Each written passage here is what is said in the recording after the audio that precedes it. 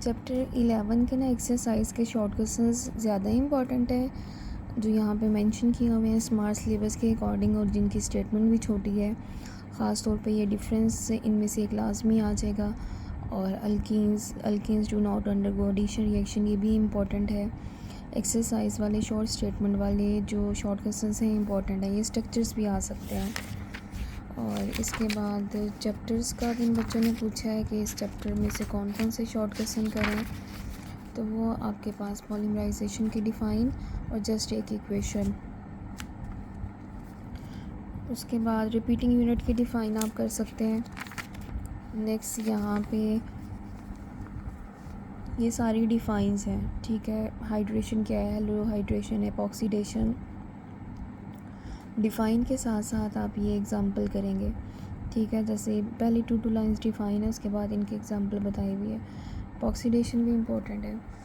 उसके बाद हाइड्रोजिनेशन, ये मोस्ट इम्पॉर्टेंट है डिफ़ाइन, ठीक है। शॉर्ट के लिए मार्कोनिकोव रूल्स की स्टेटमेंट इंतहाई इम्पॉर्टेंट है डिफ़ाइन।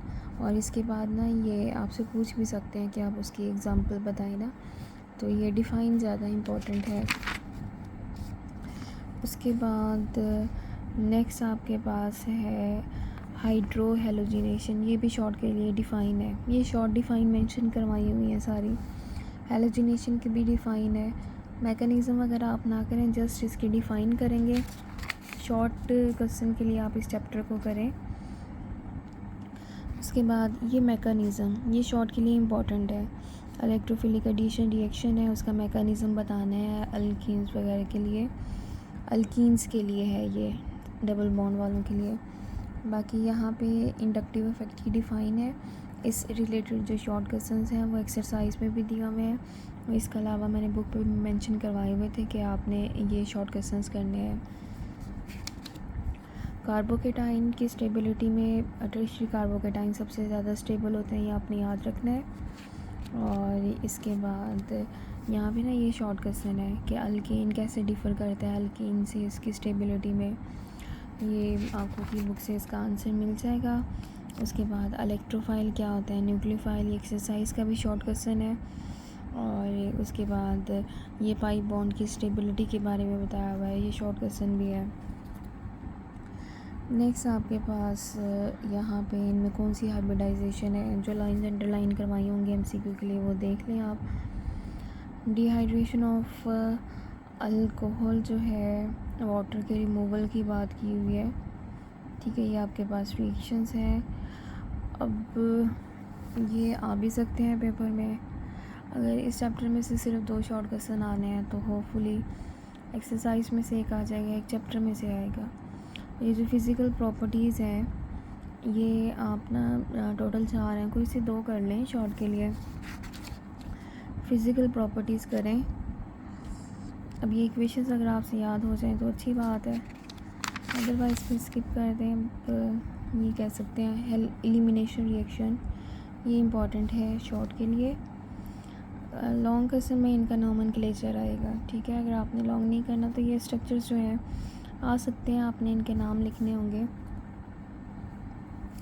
उसके बाद इसके क्विक चेक वाले ना कुछ क्वेश्चंस इंपॉर्टेंट हैं, जैसे अल्कीन्स की स्टेबिलिटी हाई होती है, अल्कीन्स मेजर कौन सी रिएक्शन देता है, सब्स्टिट्यूशन देता है, बाकी 2 चाहे ना करें 3।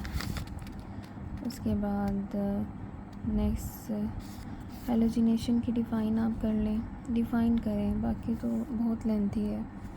उसके बाद अल्कीन्स को पैराफिन्स बोलते हैं, अल्कीन्स की स्टेबिलिटी क्यों हाई होती है, ये शॉर्ट क्वेश्चन मैंने इधर मार्क करवाया हुआ है। होमोलिटिक हेट्रोलिटिक फिशन, ये इम्पॉर्टेंट है। अल्कीन्स को पैराफिन क्यों बोलते हैं, ये भी इम्पॉर्टेंट है, ये भी इम्पॉर्टेंट है। जस्ट डिफाइन करें। फिज़िकल प्रॉपर्टीज़ प्री बोर्ड के पेपर में भी दी हुई थी अल्कीन्स की, तो यहाँ पे भी टोटल 3 बताई हुई हैं, तो आपको इसी 2 कर लें। इसके अलावा ना इसका क्विक चेक का ये वाला क्वेश्चन जो है, क्वेश्चन नंबर 1 ए पार्ट, ये लाजमी करें, ठीक है। इसका आंसर आपको यहाँ पे मिल जाएगा। अगर नहीं मिलेगा तो ये की बुक से कर लीजिएगा, अगर वहाँ से भी समझ ना आए तो मुझे बता देना आप। और इसके बाद नेक्स्ट नोमेनक्लेचर है, लॉन्ग है। अल्केन्स का फार्मूला क्या होता है, जनरल फार्मूला, शॉर्ट। और यहाँ से ना कुछ ये डिफाइंस है, साइक्लो अल्केन्स किसे बोलते हैं, ब्रांच वाले, ये सारे शॉर्ट क्वेश्चंस हैं जो एक्सरसाइज में शॉर्ट क्वेश्चंस डिफाइंस पूछे हुए ना, ये वही चीज़ें हैं। तो आप एक्सरसाइज पे ज़्यादा फोकस करें और जो इम्पोर्टेंट मैंने पढ़ाते हुए मार्क करवाए थे अब उनको स्टडी कर लें।